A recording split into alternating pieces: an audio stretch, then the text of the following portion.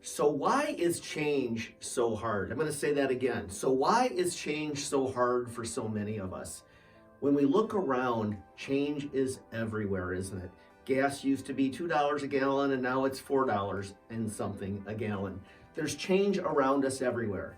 I was renting a car on one of my travels recently, and there was a lady in front of me at the car rental line, and she was insisting that they rent her a Chevy Equinox because that was what she had at home and that was what she knew how to drive.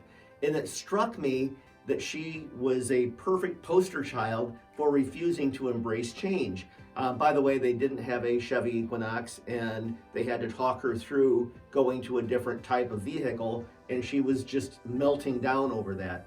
So as we're talking to clients about the market that we're in, knowing that change is stress and that selling a house and buying a house is one of the most stressful times in their lives, we have to remember how invested in continuity many people are.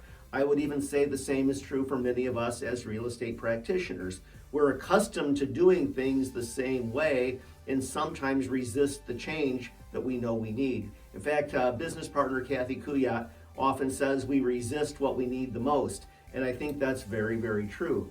You see, change is everywhere. Change is part of our daily routine. And yet change is one of those things that we have such a difficult time embracing, leaning into, and getting our heads around. So the next few weeks, we're going to talk a little bit more about change and what are some tactics, what are some things that we can do to better embrace change and be prepared for not only this market, but what comes next, and how we can better serve our clients and help our clients through the process that involves change.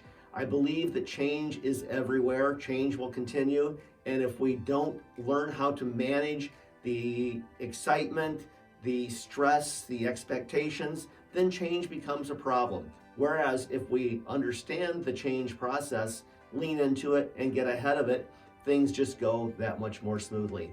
Make it a great week. Thanks for being here.